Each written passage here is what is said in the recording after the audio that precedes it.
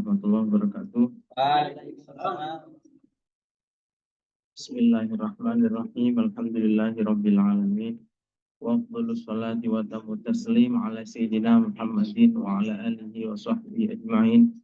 Allahumma akhrijna min dhulumatil wahmi wa akrimna bi nuril fahmi waftah alaina bi ma'rifatil ilmi wa sahil akhlaqana bil hilmi waj'alna mimman yastami'una al-qawl fayattabi'una ahsana. Amma ba'du, teman-teman semuanya, malam hari ini kita berada di pertemuan yang ke-8 ya, dari pembacaan kitab Fiqhul Awlawiyat atau fikih prioritas fi dhilali maqasidus syariah, dalam perspektif maqasidus syariah. Kita sudah membahas banyak hal selama beberapa minggu ini ya, terkait dengan isi kitab ini yang asalnya adalah disertasi ya, karya ilmiah. Artinya karya ini adalah karya yang memang ditulis di bawah bimbingan para ulama, diuji ya. Penulisnya sendiri juga adalah seorang anggota Majelis Ulama Irak ya.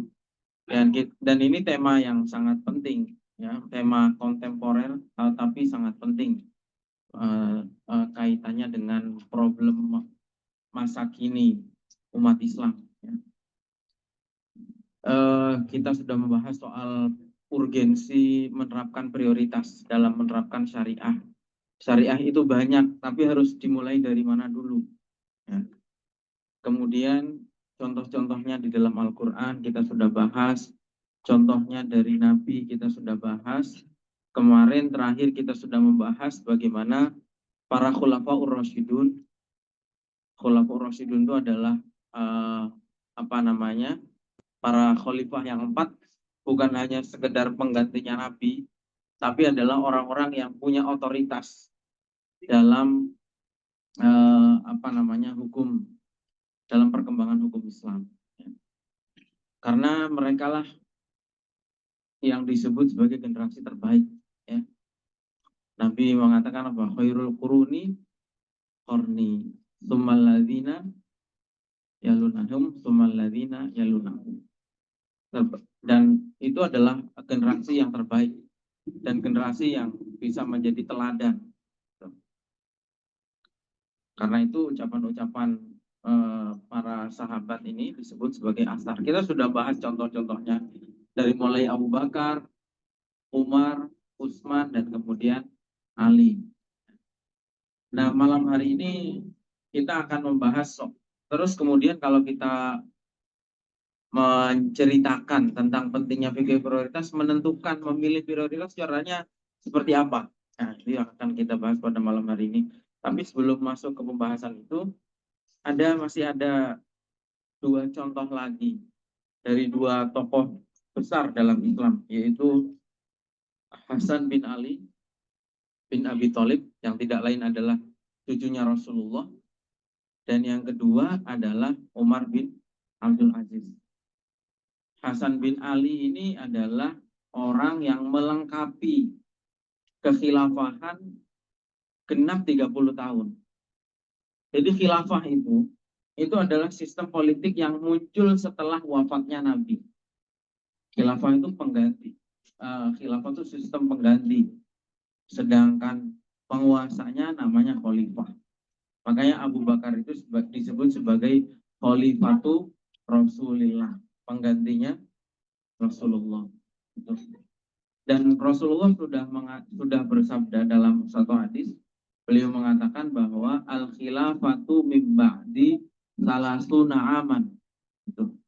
Khilafah setelahku, kata Nabi, itu 30 tahun. Coba kalian hitung dari mulai masanya Abu Bakar, Umar, Utsman, Ali, dilengkapi oleh Hasan bin Ali, itu sudah genap 30 tahun. Makanya karena Nabi sudah menyabdakan bahwa khilafah itu hanya akan bertahan selama 30 tahun, ya sudah selesai. Sudah nggak akan ada lagi, sudah selesai. Jadi jangan mengimajinasikan akan ada khilafah-khilafah yang lain lagi. Bagaimana dengan hadis khilafah ala manhajin nubuwah? Itu juga yang akan dibahas di sini, yaitu khilafah ala manhaji nubuwah itu di zamannya Umar bin Abdul Aziz. Menurut para ulama, khilafah ala manhaji nubuwah itu zamannya Umar bin Abdul Aziz. Jadi makanya keliru orang-orang HTI itu ketika selalu menggunakan khilafah ala manhaji nubuwah untuk memprovokasi orang memberontak terhadap pemerintahan masing-masing, memberontak terhadap negara. Makanya dimanapun di negara Islam, Hizbut Tahrir itu selalu dilarang karena ajaran-ajaran yang menyimpang dan membahayakan. Nah, sekarang kita mulai dari Hasan bin Ali. Jadi pada dasarnya figur-figur awalawiyat itu selain dicontohkan di Al-Quran, di perilaku Nabi, Khulafaur Rasyidun, dan juga di sini diceritakan contoh lain adalah Hasan bin Ali. Kita buka di halaman 241. Al-Matlabul Awal. Aqnu dima'il muslimina awla minal khilafah. Jadi menjaga pertumpahan darah umat Islam itu lebih utama daripada khilafah. Laqad sa'al Hasan bin Ali radhiyallahu anhuma an sababi tarkihi li amril khilafah. Jadi kalian perlu tahu bahwa setelah Ali wafat, Ali itu sebagai khalifah wafat karena dibunuh oleh siapa? Lupa terus. Udah tua-tua semua. Abdurrahman bin Muljam. Kayaknya saya ulang-ulang di sini sudah 100 kali ya, lalu lupa. Yang diingat apa? Jadi oleh Abdurrahman bin Muljam. Pembunuhnya adalah Abdurrahman bin Muljam, orang Khawarij. Dan kemudian ketika Ali meninggal, yang menggantikan adalah anaknya, yaitu Hasan bin Ali. Hasan bin Ali. Tapi Hasan bin Ali itu berkuasa bersamaan pada masanya Hasan bin Ali itu berkuasa, ada penguasa yang lain di Damaskus. Ali itu pusat kekuasaannya di mana? Di pusat kekuasaan Islam itu berpindah-pindah. Dulu Nabi berkuasa di Madinah. Ya. Abu Bakar mempertahankan di Madinah. Kemudian Umar juga mempertahankan. Tapi kemudian pindah di masanya Ali. Ali memindahkan kekuasaannya ke Kufah. Kufah itu ada di mana? Di Irak. Di Irak. Sampai sekarang makamnya Ali itu, Sayyidina Ali itu ya ada di Irak. Nah, riwayat mengatakan di Najaf, ada yang mengatakan di Kufah. Jadi ketika Ali meninggal, itu digantikan oleh putranya, yaitu Hasan bin Ali. Tapi bersamaan dengan berkuasanya Hasan, itu ada penguasa yang lain di Damaskus. Sekarang ibu kota Suriah, yaitu siapa? Muawiyah. Ya, Muawiyah. Nah, Hasan bin Ali itu sebetulnya dia berhak sebagai anak yang dibaiat menjadi khalifah, dia berhak untuk menjadi khalifah. Tapi apa yang dilakukan oleh Hasan bin Ali? Hasan bin Ali mengalah. Demi apa? Demi agar supaya terjadi persatuan. Terus gak apa-apa, khilafah ini hilang gak apa-apa. Sistem khilafah selesai. Memang Nabi bilang hanya 30 tahun, selesai. Saya tidak berkuasa jadi orang biasa, gak apa-apa. Yang penting umat Islam bersatu, tidak terjadi pertumpahan darah. Dan kemudian Muawiyah mendeklar selesainya era kekhalifahan. Makanya Muawiyah itu ketika berkuasa, dia pernah mengatakan, pertama yang dikatakan oleh dia adalah ana awwalul muluki ba'dal khulafa. Saya adalah raja pertama. Jadi setelah era kekhalifahan Abu Bakar, Umar, Utsman, Ali, Hasan bin Ali, raja pertama itu Muawiyah. Sampai ke bawah Daulah Umayyah, kemudian Abbasiyah, kemudian berkumpul ya, Fatimiyah, Mamalik, kemudian Sofawiyah, kemudian sampai ke Turki Utsmani, itu sebetulnya itu adalah sudah era kerajaan. Semuanya adalah era kerajaan. Nah, di sini jadi penguasa itu maslahat tidak bagi Hasan bin Ali? Ya maslahat. Dengan punya kekuasaan bisa melakukan amar ma'ruf nahi munkar secara lebih luas dan punya otoritas. Kamu kalau berpuasa itu, kamu kalau menjadi penguasa itu akan lebih mudah melakukan amar ma'ruf nahi munkar. Misalnya mau memberantas minuman keras, kalau nggak jadi apa-apa, ya susah. Paling bisanya ngomong minuman keras itu bahaya, hukumnya haram dalam agama dan seterusnya. Tapi kalau kamu punya kuasa, kamu jadi bupati misalnya, atau jadi wali kota, bisa bikin perda, kemudian kalau masih ada yang jualan atau minum minuman keras, maka ditertibkan oleh Satpol PP, oleh kepolisian, karena perdanya mengatur seperti itu. Jadi berkuasa itu maslahat tidak? Maslahat. Tapi ada kemaslahatan yang dikejar yang lebih besar, yaitu apa? Terselamatkannya darah umat Islam. Kalau ngotot, saya mau jadi penguasa, perang yang terjadi. Ya, kita sudah, meskipun kita nggak menilai ya, tetapi sejarahnya Sayyidah Aisyah sudah pernah perang sama Sayyidina Ali. Muawiyah sudah pernah perang dengan Sayyidina Ali. Perang Siffin, perang Jamal. Itu apa namanya? Hasan bin Ali tidak mau yang seperti ini terjadi. Kalau dan apa namanya? Jadi ini salah satu contoh yang penting sebetulnya. Makanya para ulama mengatakan dulu Hasan bin Ali rela meletakkan jabatan khalifah demi menjaga darah umat Islam. Sekarang ada beberapa kelompok umat Islam hari ini mengejar khilafah yang itu bukan perintah Islam, itu mubah saja. Khilafah itu bukan sistem yang diperintahkan Al-Quran, bukan sistem hadis. Hanya satu sistem yang pernah terjadi dalam sejarah Islam. Tapi nggak ada kewajibannya. Gitu. Demi mengejar itu, beberapa kelompok rela menumpahkan darah umat Islam. Nah, ini yang keliru, bertolak belakang dengan apa yang dulu dicontohkan oleh Hasan bin Ali. Dan Hasan bin Ali itu sudah di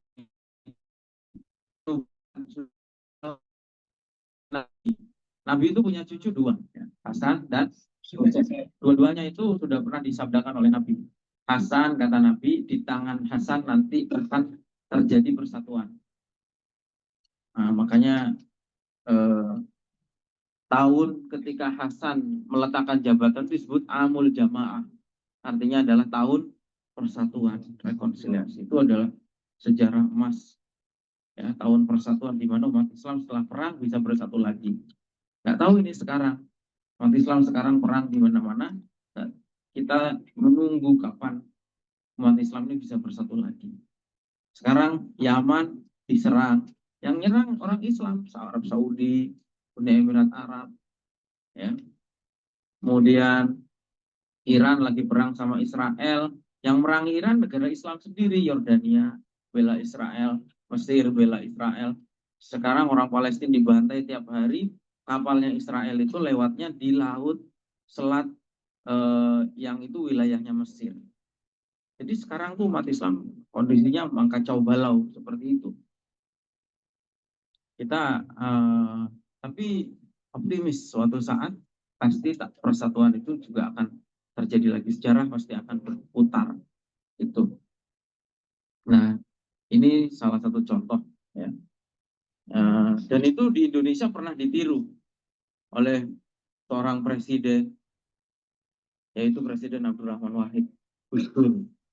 Gus Dur itu dulu jadi presiden secara sah konstitusional, kemudian dijatuhkan secara tidak konstitusional, secara melanggar hukum, karena dijatuhkan atas dasar tuduhan korupsi, Bulog Gate dan Brunei Gate namanya. Kalian mungkin masih belum mengalami waktu itu.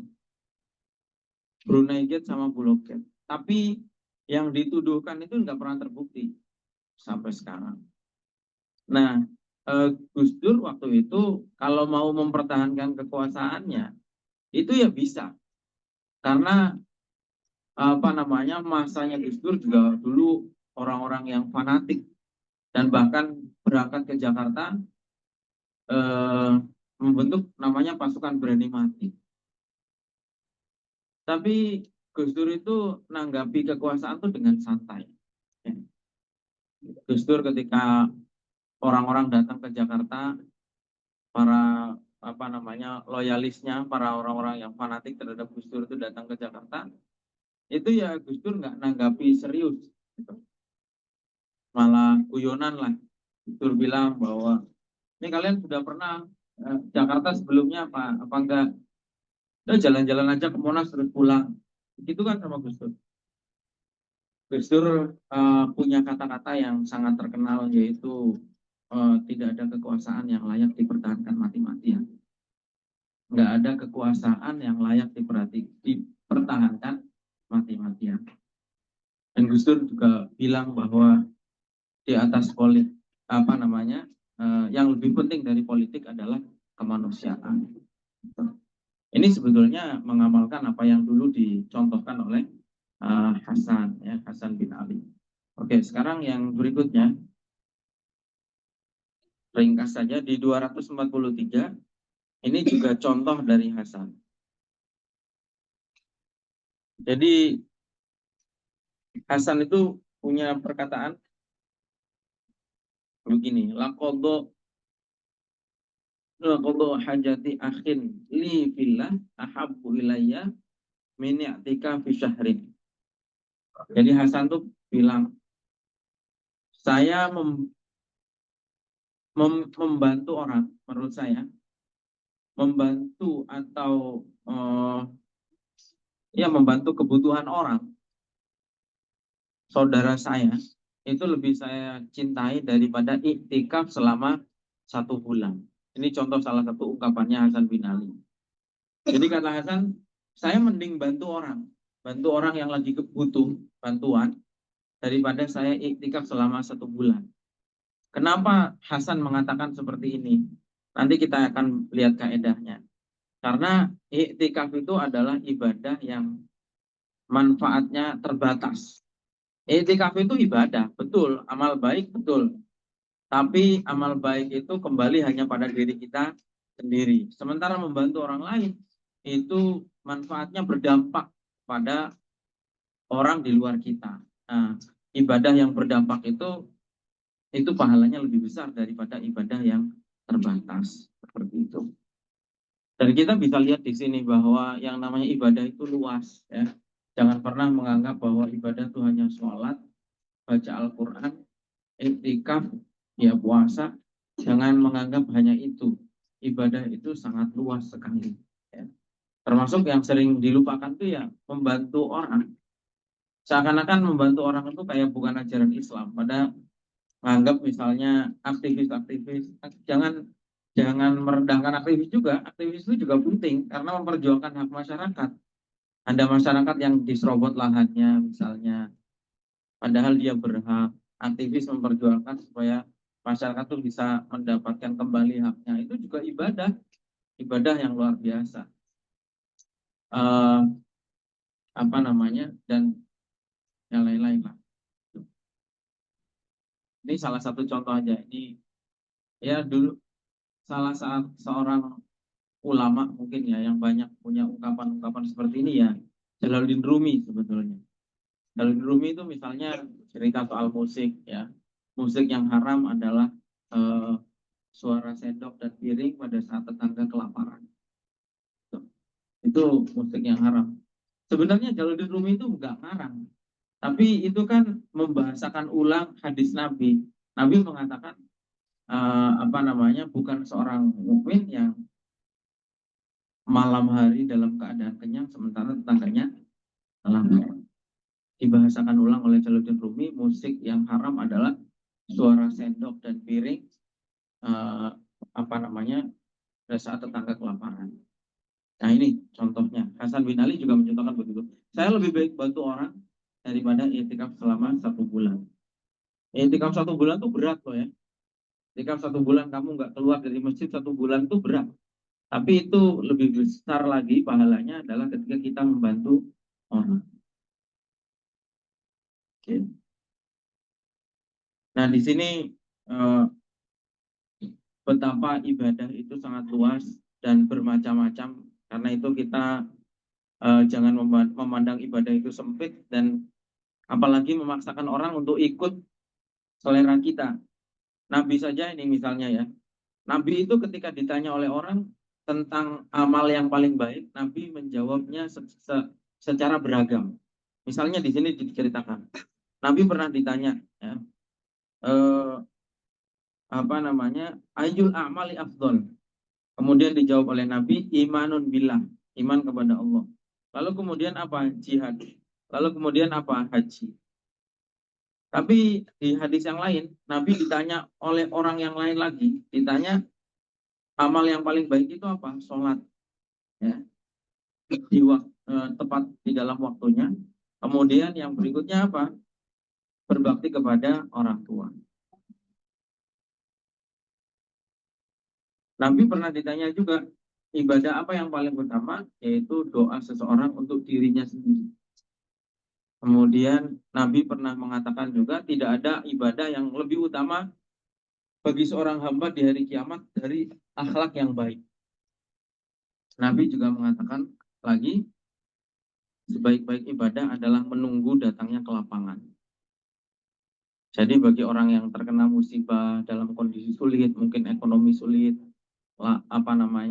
dalam kondisi hidup di tengah konflik, misalnya di tengah bencana alam, maka ibadah yang paling utamanya ya sabar menunggu datangnya kelapangan, misalnya begitu.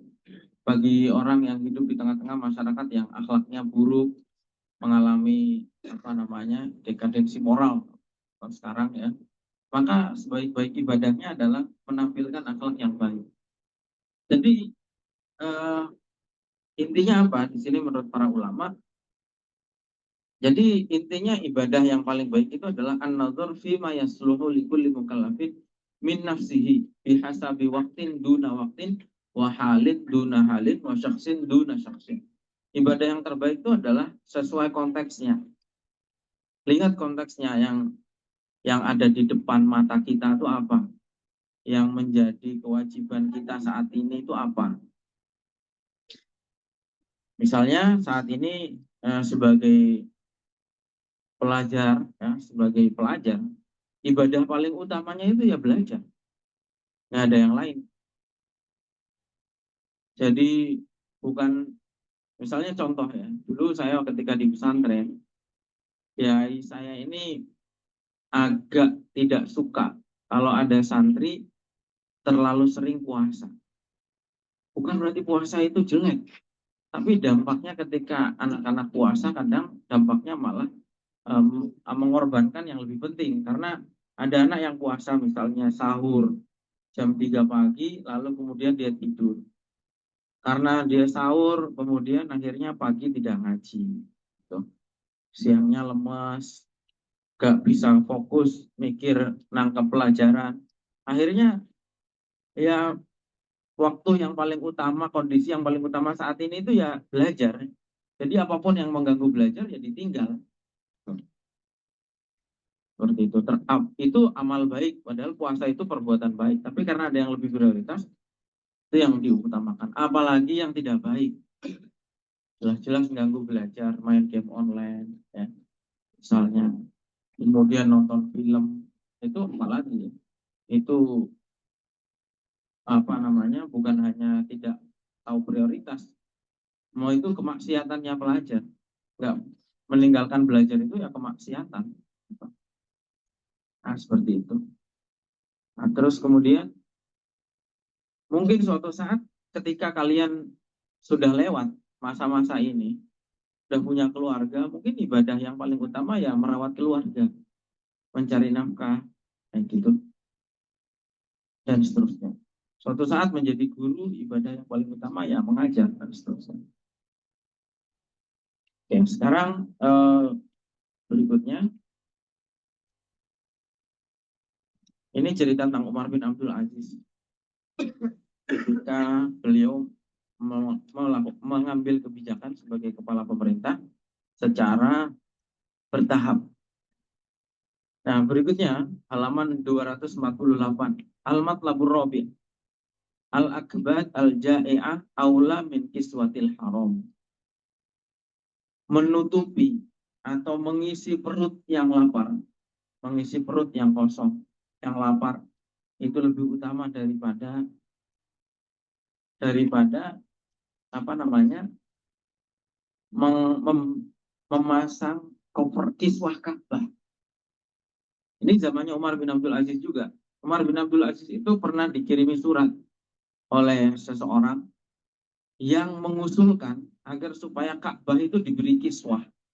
Kiswah itu yang sekarang warnanya hitam ya.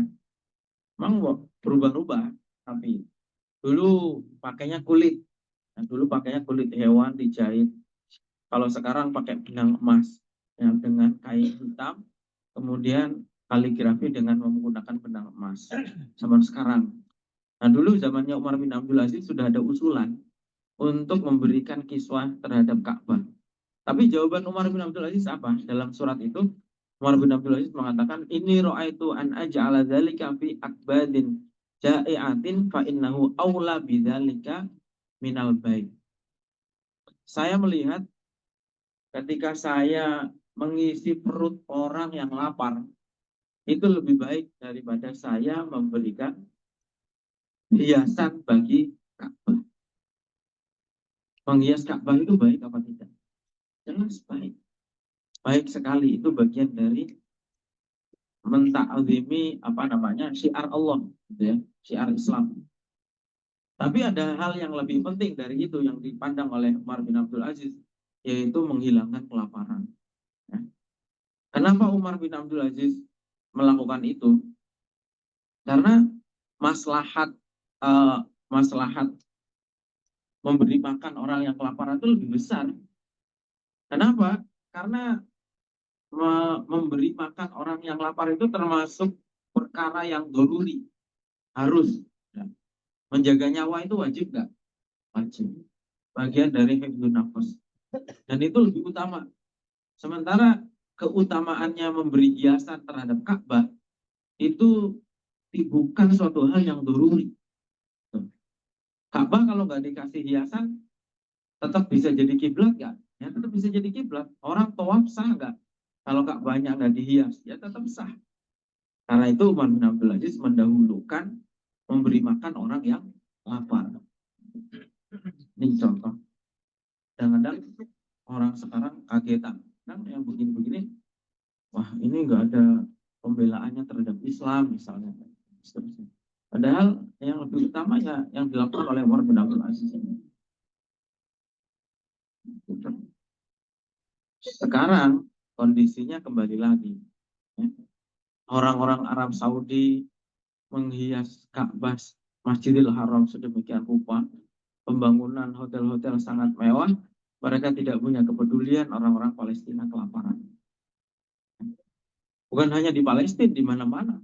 Orang Afghanistan kelaparan, orang Yaman kelaparan. Yang merangi ya mereka sendiri. Gitu. Nah, ini kondisinya terbalik dibanding dengan zamannya Umar bin Abdul Aziz. Umar bin Abdul Aziz itu seorang yang dikenang oleh sejarah Islam sebagai pemimpin yang sangat adil. Makanya dijuluki sebagai Khamisul Khulafa Ar-Rasyidin. Itu ingat-ingat julukannya Umar bin Abdul Aziz itu adalah Khamisul Khulafa Ar-Rasyidin. Abu Bakar, Umar, Utsman, Ali. Nah, khalifah yang kelima siapa? Ulama tuh banyak yang mengatakan khalifah yang kelima itu Umar bin Abdul Aziz. Saya dihitung sebagai Khamisul Khulafa Ar-Rasyidin.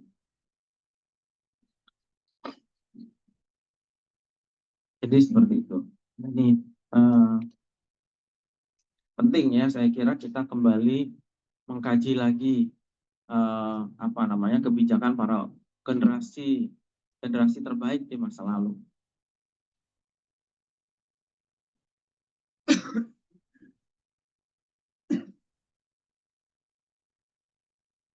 Yang kemudian ada di sini juga catatan lagi perkataannya Imam Ghazali. Imam Ghazali itu dalam kitab Ihya menulis mengkritisi sebetulnya ada sekelompok orang kaya, orang-orang kaya, mereka menyimpan harta mereka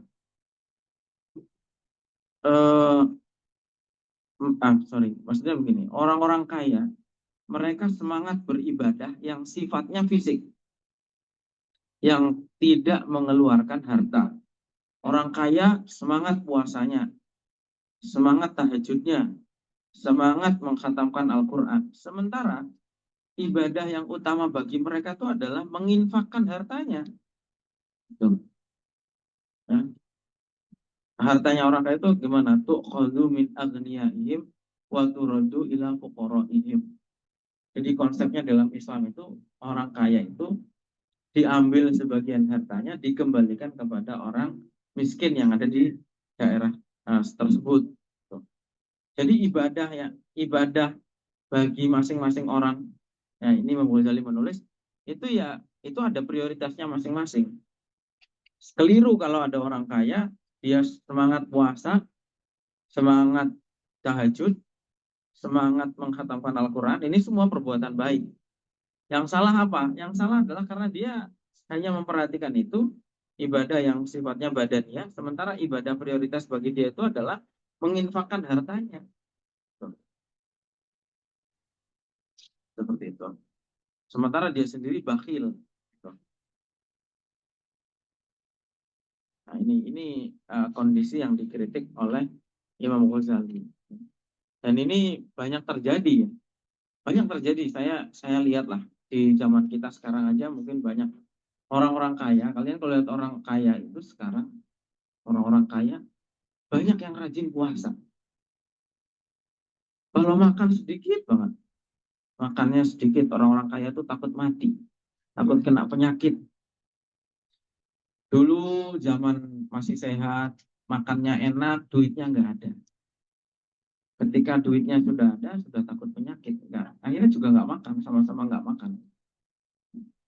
Nah, orang-orang kaya, saya lihat beberapa orang kaya itu malah justru senang puasa, ya.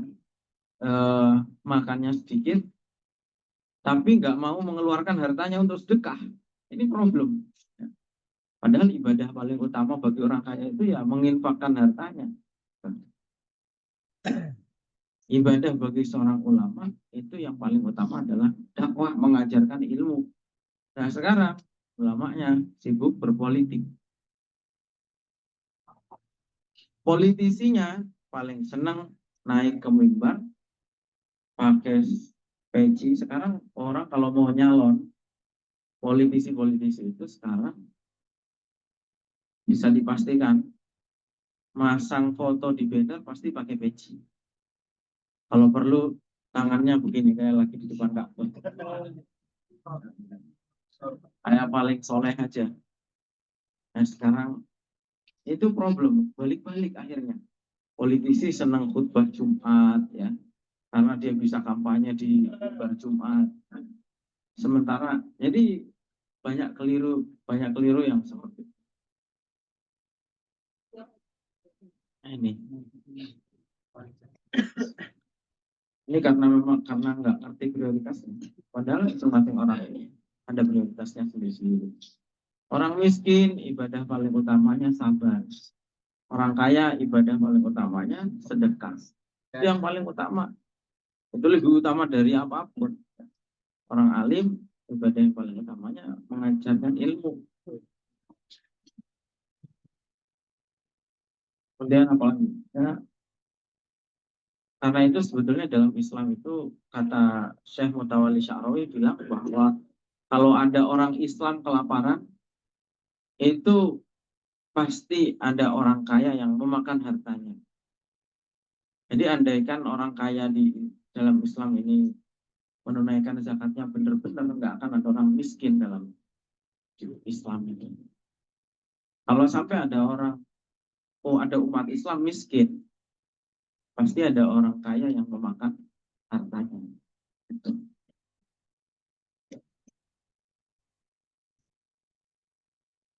Lalu kemudian sekarang kita ke halaman berikut. Kita langsung aja ke halaman 254. Kita memasuki pembahasan bagaimana menentukan, memilih mana yang maslahat, mana yang harus dipilih. Berangkat yang pertama dalam pembahasan malam hari ini adalah ketika ada beberapa hal baik Itu mana yang harus dilakukan. Jadi di Tamhid 254 ini ditulis di situ bahwa annal masalih anwa, bahwa kemaslahatan itu macam-macam. Kalau misalnya bisa dilakukan semua, ya itu yang paling baik. Jadi kalau tidak bisa, berarti dipilih salah satu. Nah, sekarang istima'ul masoleh di halaman berikutnya 255. Innal asl fin nadhari fil masalihi wa a'maliha huwa muhawalatul jam'i qadrul imkan. Pada dasarnya, prinsipnya, ya, prinsip atau hukum asalnya, ketika ada kemaslahatan itu adalah yang terbaik adalah dilakukan semuanya. Nah, makanya tadi kamu misalnya sedekah bisa, sholat juga dilakukan, puasa juga dilakukan, ngaji juga dilakukan.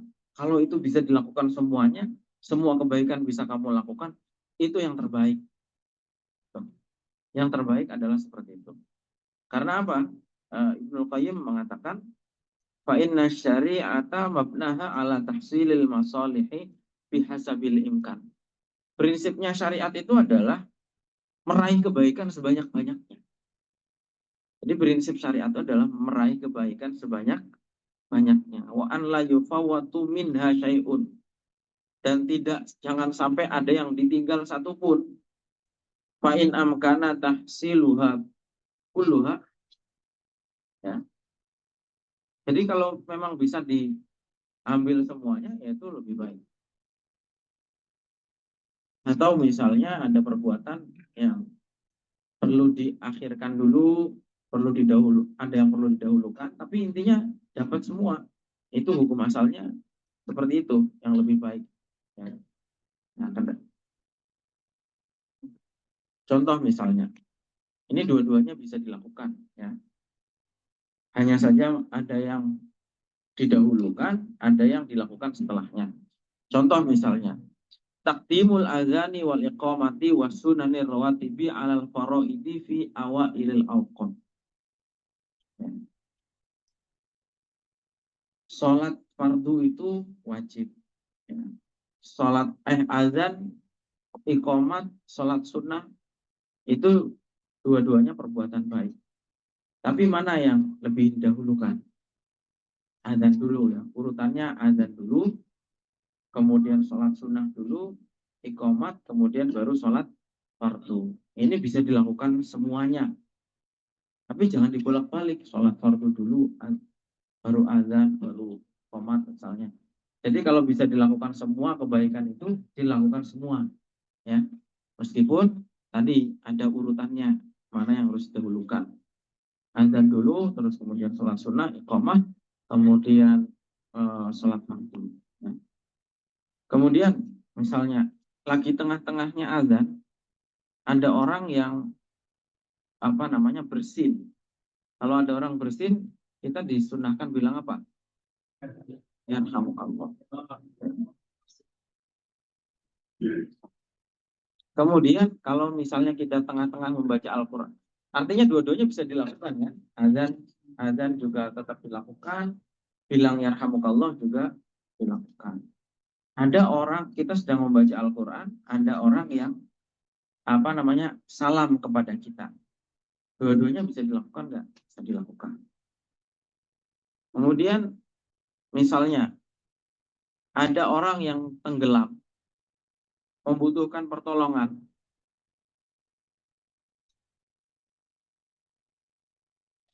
Dan di waktu yang bersamaan ini adalah waktu untuk melakukan sholat fardu.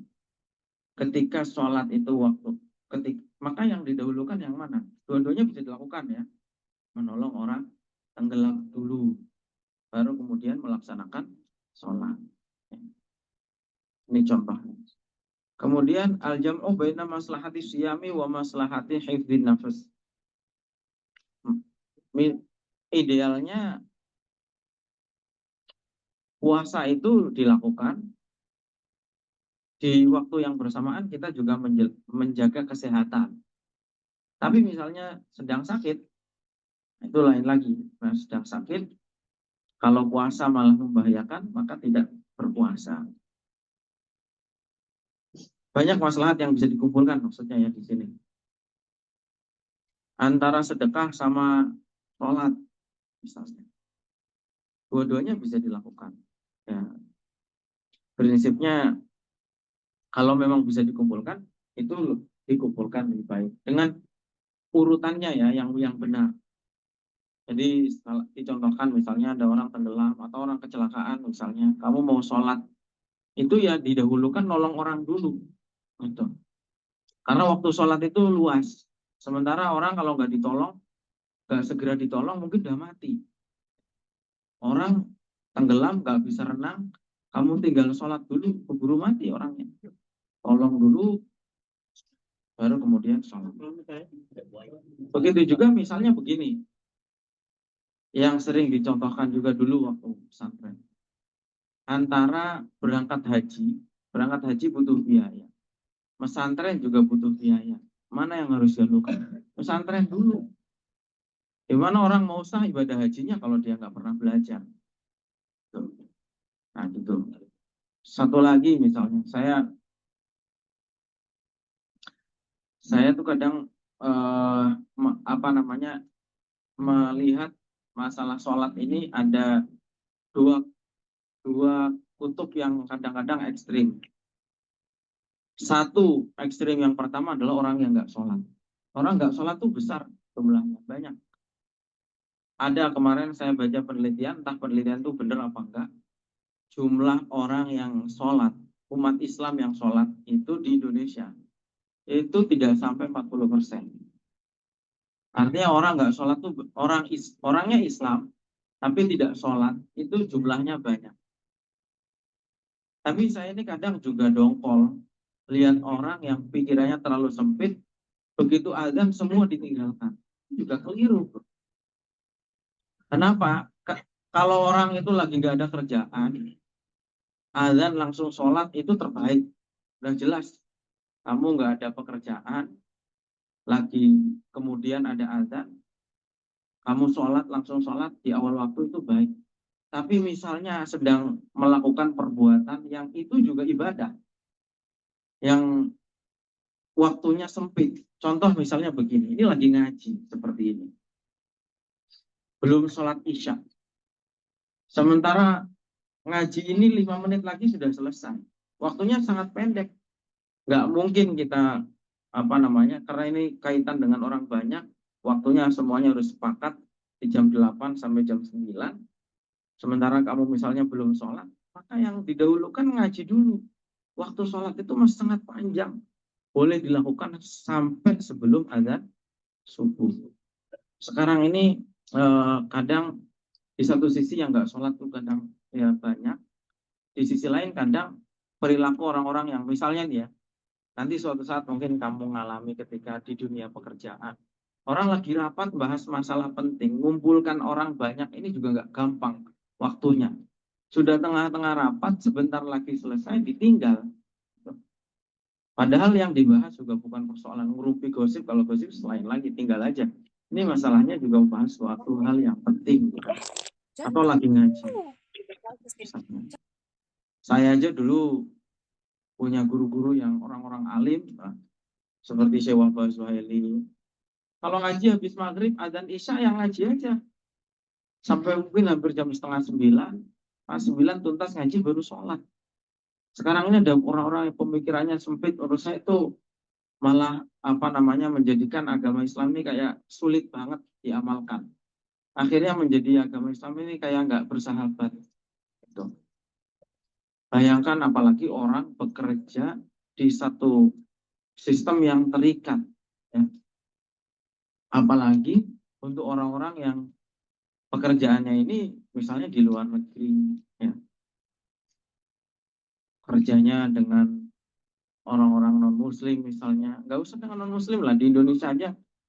Orang itu kan membayar pekerja, itu kan pengen ada pekerjaannya yang dilakukan. Ada waktunya untuk sholat sudah diberi slot, misalnya pada saat break, ya tertib lakukan di situ. Sekarang ada orang-orang yang kadang-kadang ya seperti itu, lagi rapat penting, lagi membahas masalah penting, kadang-kadang juga lagi di forum, gitu. Kemudian keluar masing-masing. Padahal sholat awal waktu itu hukumnya apa sih? Sunnah, hukumnya sunnah. Sholat itu kan yang paling penting di dalam waktu. Nah, di dalam waktu. Yang paling penting adalah masih di dalam waktu. Itu yang wajib melakukan sholat di dalam waktu. Tapi kalau sholat di awal waktu hukumnya apa? Sunnah. Seperti itu. Makanya sampai banyak ulama-ulama, orang-orang alim lah, yang contoh kalian mungkin pernah dengar Kiai Maimun Zubair ya. Kiai Maimun Zubair, Kiai Maimun itu kalau sholat subuh itu mungkin 10 menit sebelum terbit matahari dengan santri-santrinya dan dengan banyak pertimbangan. Mungkin salah satunya ingin memberi contoh kepada orang bahwa sholat itu waktunya panjang. Mungkin juga ya saya mengira-ngira sendiri. Mungkin juga dengan sholatnya lebih akhir, santri-santri jadi sudah bangun. Dengan sholatnya lebih akhirnya apa? Santri juga tidak tidur setelah sholat subuh. Padahal itu hukumnya makruh. Mendingan tidur jam 5 misalnya baru bangun, kemudian setelah bangun sholat subuh dan tidak tidur lagi. Daripada jam 3 bangun, setelah sholat subuh tidur lagi. Itu kan malah hukumnya makruh. Misalnya, Kak, beliau itu juga kalau sholat asar, ya kira-kira jam 5 lah. Kalau sholat asar jam 5. Hanya ingin, dan dulu Imam Malik itu juga begitu. Kalian coba baca biografinya Imam Malik. Imam Malik itu dulu juga begitu. Padahal orang salim itu, pengarang kitab Muwatta, yang menghafal ribuan hadis, itu juga melakukan tindakan seperti itu. Sekarang banyak orang yang mempersulit dan mempersempit itu ya, seakan-akan sholat tuh kalau sudah azan harus ditinggal semuanya. Ya tergantung, kalau lagi nggak punya kerjaan, sholat awal waktu baik. Tapi kalau lagi ada pekerjaan sama-sama ibadah yang harus lebih diprioritaskan, waktunya sempit gitu ya, waktunya sudah dibatasi hanya sekian, maka ya tuntaskan dulu. Tuh, seperti itu. Kemudian berikutnya, at-tarjih bainal masalih. Jadi yang pertama, kalau memang bisa, ada beberapa kebaikan, kalau memang bisa, maka dilakukan semuanya. Nah, sekarang kasus yang kedua. Qad ta'arradu lana maslahatani, la nastati'ul jam'a bainaha, wa la yumkinu jalbuhuma ma'an, wa dzalika li ta'arudihima wa tanaqudihima. Kadang-kadang ada dua kemaslahatan tidak mungkin kita lakukan semuanya. Tidak bisa kita lakukan semuanya karena bertentangan atau bentrok. Maka yang harus dilakukan apa? Tarjih, atau memilih yang lebih baik, yang lebih. Memilihnya itu pertimbangannya apa? Pertama, maslahat yang lebih besar harus didahulukan dibanding maslahat yang lebih kecil. Kedua, maslahat yang sifatnya umum harus didahulukan dari maslahat yang sifatnya khusus. Misalnya, ini maslahat kalau dilakukan ini maslahatnya untuk orang banyak, untuk orang sekampung. Sementara kalau maslahat yang ini satunya misalnya hanya maslahat untuk diri sendiri, maka yang maslahat yang lebih besar itu harus didahulukan. Nah, kemudian wal aniyah al mustaqbaliyah. Maslahat yang sekarang itu harus lebih didahulukan daripada maslahat yang akan datang. Tapi sebaliknya, kalau maslahat yang akan datang itu lebih besar daripada maslahat yang sekarang yang lebih sempit, maka yang didahulukan adalah maslahat yang lebih besar yang akan datang. Contohnya Sulh Hudaybiyah itu. Sulh Hudaybiyah itu di masa waktu itu, waktu ditandatangani, merugikan Islam. Poinnya merugikan Islam. Tapi Nabi berpikir ke depan akan ada maslahat besar, maslahat yang lebih besar dari suluh ini. Maka diambil itu, opsi itu.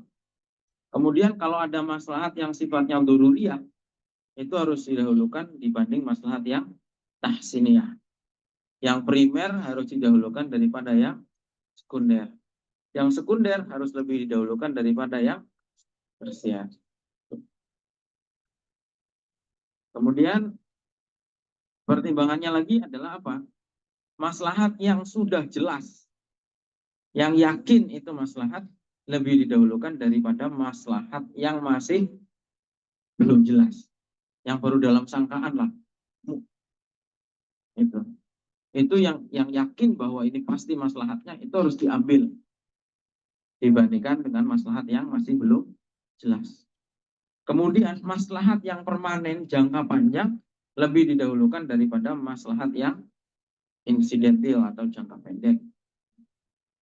Kemudian maslahat yang sifatnya substansial, jauhariah, lebih didahulukan daripada maslahat yang sifatnya apa namanya? Syakliyah, formalitas, yang substantif lebih didahulukan daripada yang sifatnya formil. Makanya contoh yang paling gampang ya di negara kita. Dulu ulama lebih memilih menghapus misalnya nama negara Islam atau piagam Jakarta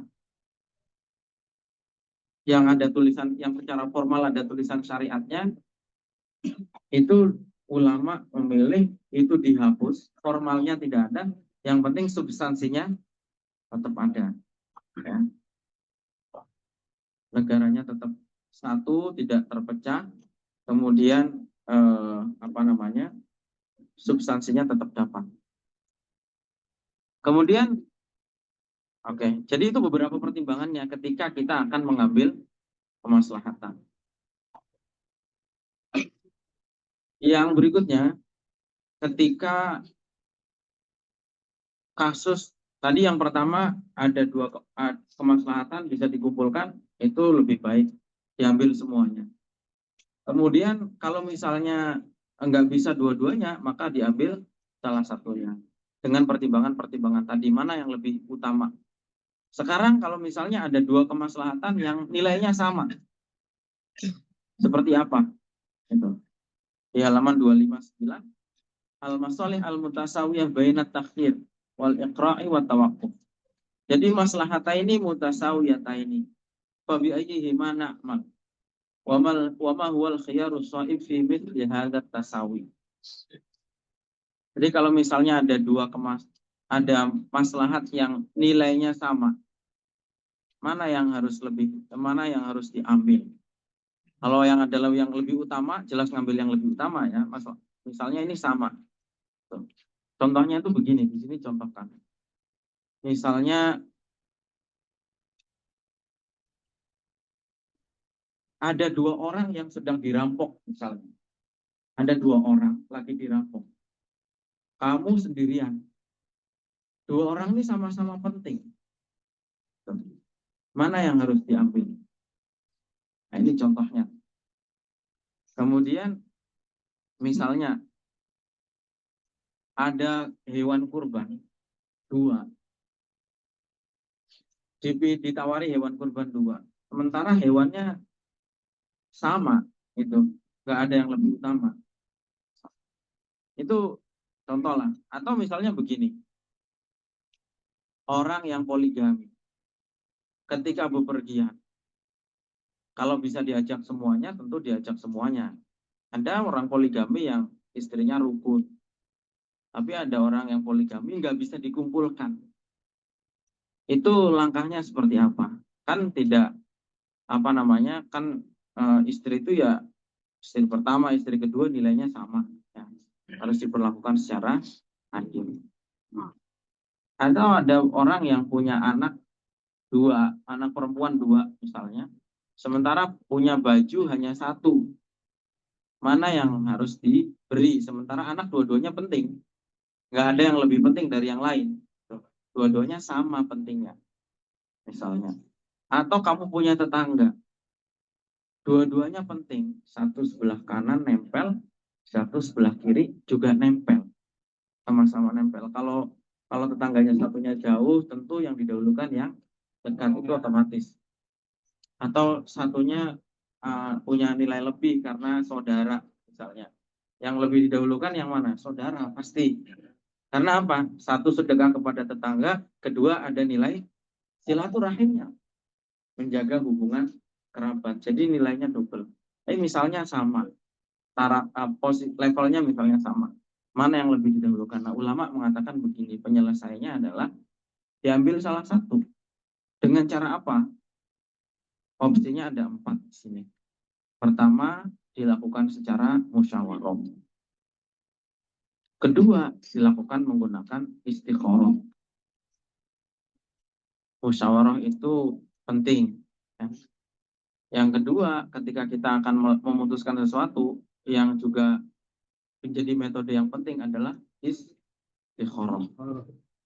Dan yang ketiga, dalam kasus seperti misalnya istri tadi, mana yang diajak untuk bepergian, itu ada mekanisme juga diundi. Dan yang keempat adalah ya dipilih langsung, dengan kita memilih langsung. Nah, seperti itu. Itu saja saya kira ya untuk malam hari ini. Insya Allah hari Rabu yang akan datang kita akan membahas ketika di kasus sebaliknya, yaitu ketika ada beberapa keburukan atau ada beberapa keburukan, mana yang diambil. Mekanismenya seperti apa. Nanti kalian kembangkan sendiri contoh-contoh yang lainnya ya. Tadi itu beberapa contoh.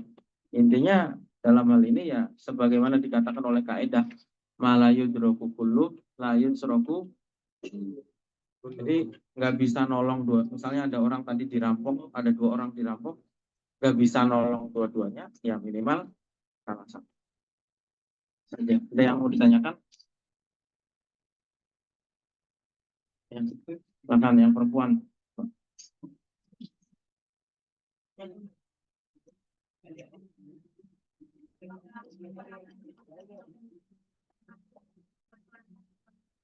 Kan selain sabda Nabi dan juga untuk menyelamatkan rakyat dari dan jahat-jahat itu termasuk Ya ini agak keluar dari konteks sebetulnya. Penaklukan Konstantinopel. Kalau penaklukan Konstantinopel itu ya nggak ada nggak ada aulawiyatnya, maksudnya dipertentangkan dengan apa gitu. Kalau kemaslahatannya ya kemaslahatan itu jelas ya. Karena waktu itu kan wilayah itu adalah wilayah yang terjajah oleh Bizantium dan dulu Islam memang melakukan pembebasan. Dulu itu kan penjajah atau negara-negara yang kuat. Dulu trennya memang perang. Dulu itu trennya perang, di mana-mana memang terjadi perang. Bahkan saya pernah cerita misalnya, salah satu tradisi yang terjadi di masa lalu adalah ketika seseorang itu baru ditunjuk menjadi raja. Di India itu dulu, kalau seseorang baru ditunjuk jadi raja, itu akan melepaskan kuda. Kuda itu berlari kemana, maka raja baru itu harus memimpin pertempuran ke arah wilayah tersebut. Jadi memang perang itu dulu tradisi. Nah, Islam melakukan penaklukan dengan tujuan untuk membebaskan bangsa-bangsa yang terjajah tadi itu. Tapi kalau dibilang perintah Nabi itu juga sebetulnya bukan perintahnya Nabi. Nabi itu hanya cerita bahwa suatu saat. Jadi Nabi itu kan mengatakan begini, lataftahanal Konstantiniyah. Salah redaksi hadisnya. Khairul lupa saya. Jadi kalian tuh akan menaklukkan Konstantinopel. Dan sebaik-baik prajurit adalah prajurit tersebut, dan sebaik pemimpin adalah pemimpinnya. Tapi dalam redaksi ini terlihat bahwa nggak ada perintahnya. Nabi hanya cerita suatu saat Konstantinopel itu akan ditaklukkan. Meskipun ya akhirnya orang berlomba-lomba. Dicoba lagi oleh pemimpin, gagal, dicoba lagi, gagal, baru kemudian berhasil di zamannya Muhammad Al-Fatih. Ya, kalau dibilang maslahatnya, ya maslahat. Tapi ini Tapi kalau itu bukan termasuk pembahasan fikul aulawiyah.